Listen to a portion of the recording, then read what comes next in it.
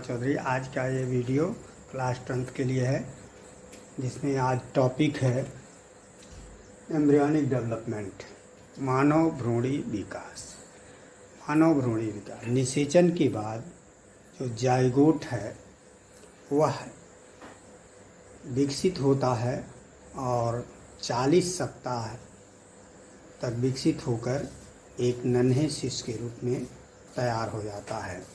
इस तरह से इनकी अवस्थाओं को हम जो परिवर्तन होते हैं उसे भ्रूणीय विकास कहते हैं। इसमें देखें, एम्ब्रियोनिक भ्रूणीय अवस्था निषेचन से लेकर 8वें सप्ताह तक की अवस्था को भ्रूणीय अवस्था कहते हैं तथा 8वें सप्ताह के बाद से 40वें सप्ताह तक यानी जन्म तक के अवस्था को फीटस अवस्था कहते हैं। दोनों को सामान्य बोलचाल की भाषा में दोनों अवस्थाओं को मिलाकर भ्रूणीय विकास या जन्म पूर्व काल में विकास की अवस्थाएं कहते हैं। मानव भ्रूणीय विकास में निषेचन से लेकर के जन्म होने तक 280 दिन 40 सप्ताह का समय लगता है। इसमें जो है अनेक परिवर्तन होते हैं जिन्हें हम क्रमशः कई भागों में बांट देते हैं। तो पहले देखें, पहली अवस्था याद रखें, एक क्रम से कई बार पूछता है विदलन। विदलन के बाद मारुला अवस्था बन जाती है और मारुला अवस्था के बाद ब्लास्टोसिस्ट अवस्था होती है। मैंने पहले विदलन, फिर मारुला अवस्था, ब्लास्टोसिस्ट अवस्था, फिर आरोपण हो जाता है, फिर गैस्ट्रुला अवस्था आती है। गैस्ट्रुला अवस्था के बाद अब शिशु का विकास होता है। विदलन से लेकर के गैस्ट्रुला अवस्था तक, इम्प्लांटेशन तक का समय जो है दूसरे सप्ताह, दूसरे माह यानी 8 सप्ताह का समय लगता है। निषेचन के बाद से लेकर गैस्ट्रुला अवस्था तक के समय पर, जिसमें 3 जननिक स्तर बनते हैं, इसमें 8 सप्ताह का समय लगता है। तो एक क्रम से देखते हैं, थोड़ा थोड़ा परिवर्तन। पहला अवस्था क्लीवेज, विदलन। निषेचन के 1 घंटे से बाद यह क्रिया प्रारंभ हो जाती है, जिसमें बने जाइगोट में समसूत्री विभाजन होने लगता है और क्लीवेज में 16 कोशिकीय, 32 कोशिकीय या 64 कोशिकीय एक के बाद एक बनता जाता है। जैसे देखें, प्रथम विभाजन के बाद 2 कोशिकाएं बनती हैं। इन दोनों कोशिकाओं को ब्लास्टोमियर्स कहते हैं। फिर दोनों में विभाजन होता है, 4 कोश की अवस्था बनती है। 4 से 8, 8 से 16, 16 कोश की अवस्था से ही ठोस गेंद, कोशिकाओं की बनी हुई ठोस गेंद, जिसके ऊपर जोना पहले सुडाल लगा रहता है, इस अवस्था को हम मारुला अवस्था कहते हैं। या 16 से 32, फिर 32 से 64। लेकिन 16 से आगे बढ़ने पर यह दूसरी तरह से परिवर्तन करने लगता है, जो 4 से 6 दिन, 4 चौथे दिन से लेकर 6ठे दिन तक पूरा होता है। 2 दिन का समय लगता है। मारुला अवस्था दूसरा अवस्था है। मारुला अवस्था, मारुला अवस्था 4 से 6 दिन बाद होता है और मारुला अवस्था के बाद यह 6ठे दिन, 7वें दिन यह मारुला गैस्ट्रुला में बदल करके ब्लास्टोसिस्ट बना लेता है, गैस्ट्रुला में बदलने लगता है और बीच की अवस्था को ब्लास्टोसिस्ट कहते हैं और ये यूट्रस में पहुंच जाता है। मारुला अवस्था में जो बाहर की कोशिकाएं हैं वह थोड़ी चपटी हो जाती हैं। बाहर की एक कोशिकीय लेयर ये चपटी हो जाती है, जिसे आउटर लेयर ऑफ सेल कहते हैं। यह outer layer of cell trophoblast बनाता है। ट्रोफोब्लास्ट लेयर इसको कहते हैं, ये आउटर लेयर है। और इनर मास, अंदर की कोशिकाएं जो होती हैं, ये प्रॉपर एम्ब्रियो सेल्स होती हैं। इन्हीं से एम्ब्रियो का डेवलपमेंट होता है। जोना पेलर्सुडा अभी तक लगा रहता है। इस तरह से जो ट्रोफोब्लास्ट बनता है। ट्रोफोब्लास्ट यही आगे चल करके बाह्य भ्रूणीय कलाएं विकसित करता है और ये प्लेसेंटा का निर्माण करता है। जो ट्रोफोब्लास्ट है यानी आउटर सेल मास, ये आउटर सेल मास जिसे आप ट्रोफोब्लास्ट कहते हैं, ट्रोफोब्लास्ट से ही प्लेसेंटा का निर्माण होता है। ट्रोफोब्लास्ट से ही प्लेसेंटा का निर्माण होता है और जो इनर मास होता है वह एम्ब्रियोनल नाभ बनाता है। ट्रोफोब्लास्ट से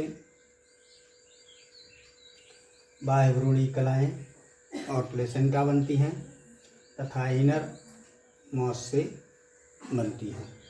अब यह इसके बीच की कोशिकाओं में कुछ अनियमित परिवर्तन हो जाता है। दो ध्रुव बन जाते हैं, एक सक्रिय ध्रुव दूसरा अक्रिय ध्रुव। सक्रिय ध्रुव में विभाजन अधिक होने लगता है और अक्रिय ध्रुव में कम विभाजन होता है, जिससे आगे ब्लास्टोसिस्ट का निर्माण हो जाता है। ये जो खाली स्थान बन जाते हैं बीच में, ट्रोफोब्लास्ट बढ़ता जाता है। एम्ब्रियोनल नाभ यानी सक्रिय ध्रुव अक्रिय ध्रुव में कम होता है विकास, जिससे ये रिक्त स्थान बन जाता है, जिससे ब्लास्टोसील कोरक गुहा कहते हैं। इस अवस्था को हम कोरकपुटी अवस्था भी कहते हैं, जिसे आप ब्लास्टोसिस्ट कहते हैं।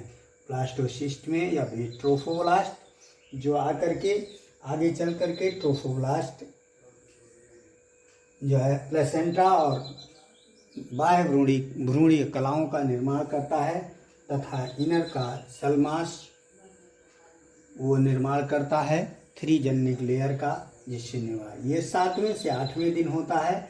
अब यह ब्लास्टुला अवस्था गर्भाशय में पहुंच जाता है और गर्भाशय की दीवारों से चिपकने के लिए तैयार हो जाता है और गर्भाशय से अपना पोषण प्राप्त करने के लिए तैयार हो जाता है। तो ये ब्लास्टोसिस्ट अवस्था का ही आरोपण होता है। गर्भाशय की दीवारों से इसका चिपकना, उससे अवशोषण प्राप्त करना, ये आरोपण कहलाता है। यानी ब्लास्टोसिस्ट का गर्भाशय से लग जाना, ये देखिए गर्भाशय की दीवारें हैं, इसमें आकर के ये लग गया। लगने से पहले इसमें गैस्ट्रुला अवस्था की तरफ परिवर्तन होता है। पहुंचने के बाद तीसरे दिन जो ब्लास्टोसिस्ट है वो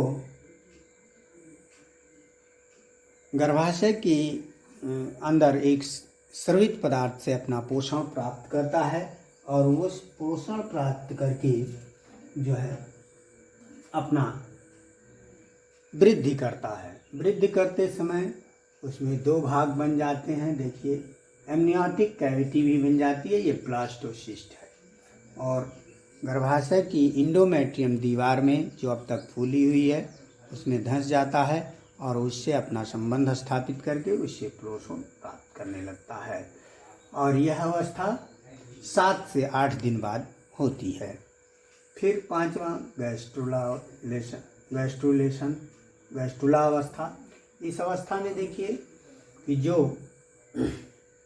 एम्ब्रियोनल नाभ था उसके चारों ओर एक लेयर बनने लगती है, यह इंडोडर्म बनाता है। अब ये ट्रोफोब्लास्ट है और ये एम्ब्रियोनल नाभ है। एम्ब्रियोनल नाभ में असंगत विभाजन होता है, जिससे यहाँ भी एक कैविटी बन जाती है। कैविटी को एमनियोटिक कैविटी कहते हैं। कैविटी को एमनियोटिक कैविटी कहते हैं। जो इक्टोडर्म है उसके ऊपर कोशिकाएं कुछ खंभाकार हो जाती हैं, इसे एफिब्लास्ट यानी आगे चल करके यही मीजोडर्म का निर्माण करता है। नीचे ब्लास्टोसील गुहा है। ब्लास्टोसील गुहा के चारों तरफ भी ट्रोफोब्लास्ट कोशिकाओं से कुछ सेल बनने लगते हैं जो इंडोडर्म का निर्माण करते हैं।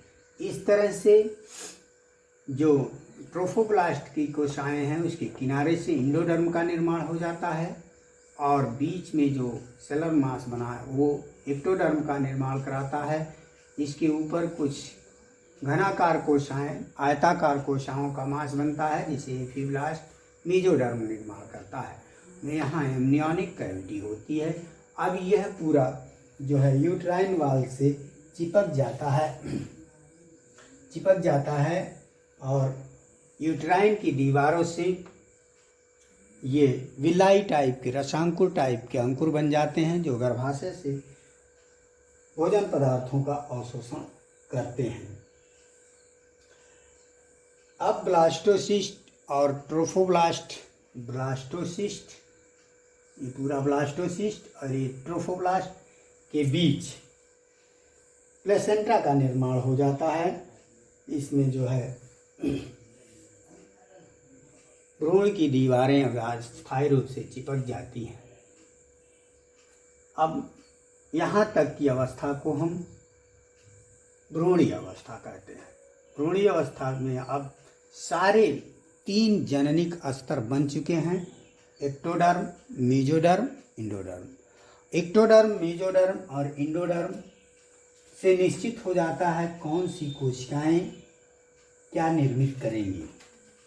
जैसे एक्टोडर्म से नेत्र की रेटिना, बाह्य कण, एक्टोडर्म से नेत्र की रेटिना, लार ग्रंथियां, दांत का इनेमल आदि बनता है। मेसोडर्म से त्वचा, पेशियां, ब्रेक, गोनाड्स, एंड्रिनल ग्रंथियां, पेरिकार्डियम, आहार नाल आदि का निर्माण होता है। तथा एक्टोडर्म से आहार नाल की भीतरी श्लेष्मा, थायराइड, पैराथायराइड, आहार नाल की ग्रंथियां, ट्रैंकिया, ब्रोंकाई, मध्यकर्ण, मूत्राशय आदि का निर्माण होता है। ध्यान रहे, जनदों का निर्माण मेसोडर्म से होता है। जैसा नाम से ही है, इंडोडर्म मतलब जो आंतरिक कला, शरीर के आंतरिक कला से निकलने वाली ग्रंथियां हैं वह और कलाएं बनाता है। मेसोडर्म मध्य कला की ग्रंथियां आहार नाल संबंधी आदि की बनाती हैं, और एक्टोडर्म मतलब त्वचा और त्वचा की ग्रंथियां और बाह्य भाग बनाते हैं। इस तरह से अब ये बनाने का निश्चय हो जाता है। अब तक यह भ्रूण 8 सप्ताह का हो चुका होता है। 8 सप्ताह तक हो चुका होता है और 8 सप्ताह के बाद 3 जननिक स्तर बन जाते हैं और अब जो है इन्फेंट का डेवलपमेंट आता है, यानी भ्रूणीय अवस्था समाप्त हो जाती है। इन्फेंट का डेवलपमेंट आता है। यह 2 से 6 सप्ताह तक सभी अंगों का विकास शुरू हो जाता है, यानी 3 जननिक स्तर बन गए थे 8 सप्ताह में, अब सभी अंगों का विकास शुरू हो गया है। 3 माह यानी 9 सप्ताह तक सभी अंगों का विकास शुरू हो जाता है,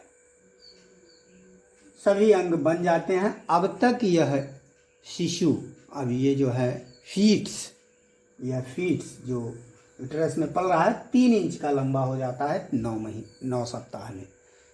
3 माह के अंदर 3 इंच का लंबा यह शिशु हो जाता है और 4 माह तक 7 इंच लंबा हो जाता है। सारे अंग इसके पाचन तंत्र, तंत्रिका तंत्र, ब्रेन आदि सब बन रहे हैं, सब का विकास शुरू हो गया है।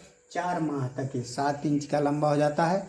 अब तक इसका सिर बेडौल आकार का होता है, लेकिन अब इसका सिर भी गोल हो जाता है। लगभग 6 माह के अंत तक इसके सभी अंगों का विकास लगभग पूर्ण हो जाता है। अब यह शिशु लघु मानव, एक छोटा सा मानव बन जाता है, जिसके हृदय की धड़कन भी शुरू हो जाती है। अब इसके हृदय की धड़कन स्टेथियोस्कोप से, इसे आप डॉक्टर आला कहते हैं, उससे सुना जा सकता है।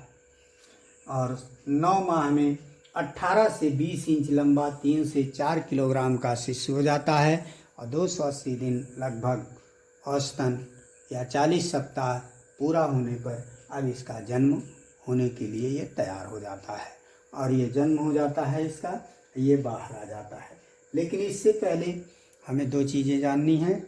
जब यह भ्रूण यूट्रस से चिपकता है तो उस समय बाह्य भ्रूणीय कलाएँ बनती हैं, जिससे वह यूट्रस से चिपकता है, गर्भनाल बनता है। तो इस तरह से उसे भी देखना है। और बाद में प्लेसेंटा क्या है, उसकी संरचना, और जो है शिशु का जन्म, पार्टुरेशन कैसे होता है, ये 3 टॉपिक हम अगले वीडियो में देखेंगे।